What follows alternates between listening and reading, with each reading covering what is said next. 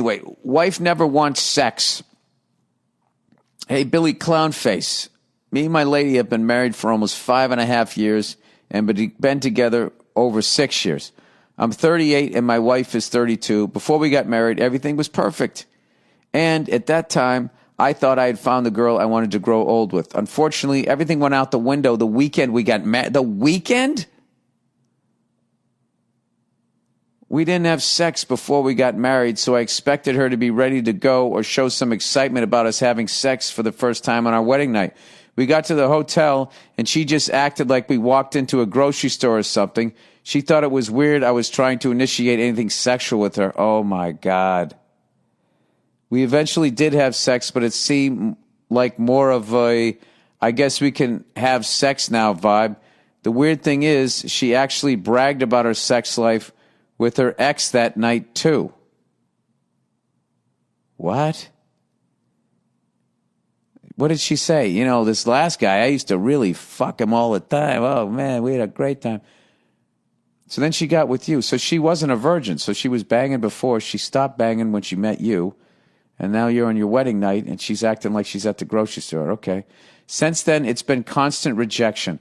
I could probably count on one hand, no more than 2, the number of times she has initiated sex in our marriage, and she actually barely initiates any kind of physical affection.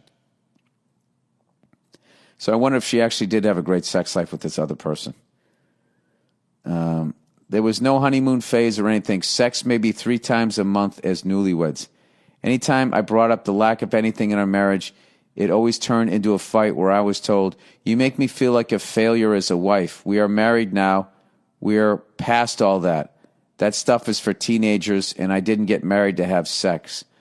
Okay, something's going on with her. Did something happen to her when she was younger? Is she gay?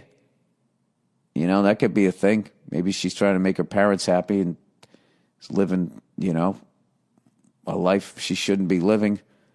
Does she not? Do you have halitosis and she doesn't know how to tell you? The sad thing is, over time, she has let a few things about her past relationship that lasted 6 years or so come out, and she made it seem like she had a long sex life with this other guy. She had the honeymoon phase with him and pretty much got all the sex she wanted before we got married, and now just wants a roommate that will pay the bills. She will let me have sex with her once a week, but definitely nothing more. To her, once a week is enough, but if I want anything more than that, she claims I just demand sex from her all the time, and I'm needy because I want a wife instead of a roommate. As a Christian, I don't want to get a divorce. Well, as a Christian, Catholic Church falls under the umbrella of Christianity, and look what they did. Okay? We also had crusades as Christians and did horrible things to Muslim people and all that stuff. So, I mean, listen, if you're not happy, get out of it. He said, but I also don't want to be 45 in a marriage that lacks any kind of intimacy either. At what point do you think it's okay to bail and find someone else? I'll tell you this right now. Your heart, your soul, and everything that makes you an alive person has already left this marriage. I'm sorry that this happened to you. I know it's going to be painful. Just get the fuck out. And I'm telling you, this time next year, you know, you're going to be looking back going, what in the fuck was that? Thank God I got out of it. And you're going to be happy as hell. Even if you're single, you're going to meet a woman that likes to have sex with you. And it's going to make you feel good. Nobody should go through that. That constant rejection and dealing with that, okay? This is just like, you know, there's a guy out there for your wife, but you ain't it. So, you know, you're making her feel a certain way. She's making you feel a certain way. It's not going to get better. So, you know, and you don't want to be old thinking like, I should have just got out of it. Why the fuck did I do that? And another thing, too, how the fuck are you going to have a kid if you're having sex once a fucking week? You know, if you want to have a kid. I don't even know if you want to have a fucking kid, but, you know, you got to bang away that week when she's ovulating there. All right, shark or lion? Hey there, Billy the freckled butthole Burr. I have a question for you. I listened to your segment on sharks the other day and wanted to know if you had to choose, gun to your head, being eaten by a shark in the open ocean, oh my God, or be eaten by a lion in the bush? Ah, dude, that's the easiest question ever. He goes, I know either way you're going to get eaten. However, my thinking is that it would be better to get mauled by a lion than a shark. At least with the lion, you don't have to fight drowning as well. I would like to know what your opinion is on this very important topic.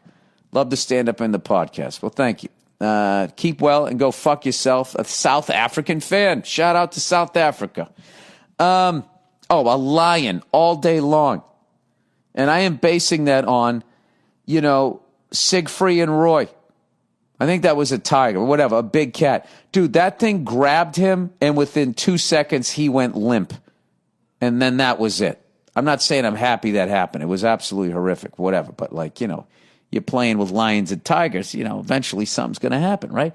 So he just went fucking limp, choked out immediately. What I love about cats, big fucking cats, is it's over. They grab you, you're like, and then they just clamp down and they choke you out. You ask any MMA person, they would rather get fucking choked out than knocked out. They don't want to do, it's just, you go to sleep.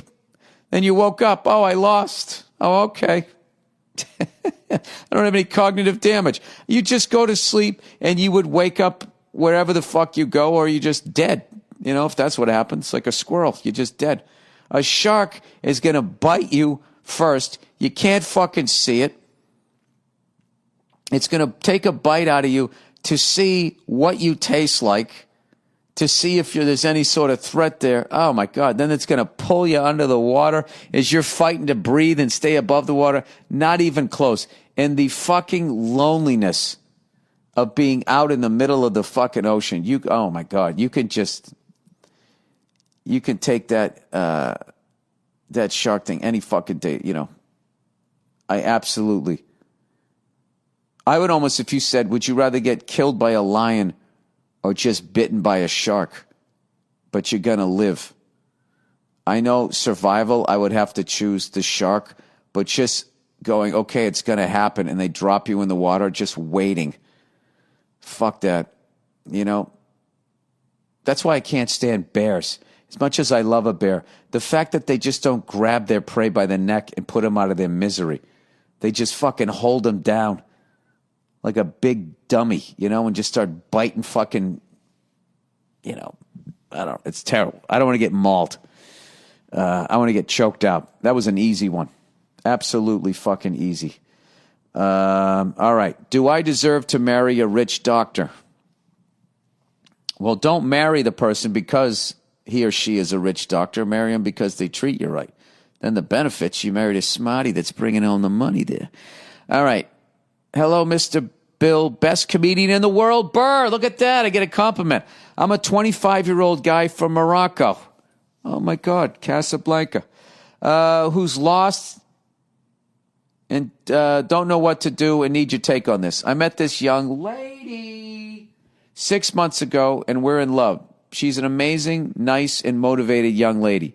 She's on her 4th year in medical school. Dude, you hit the fucking lottery. She's amazingly nice. She's motivated. She's super smart. Well, I work in an office job that doesn't pay really well and has no future. And she's fucking cool. She likes you for who you are then.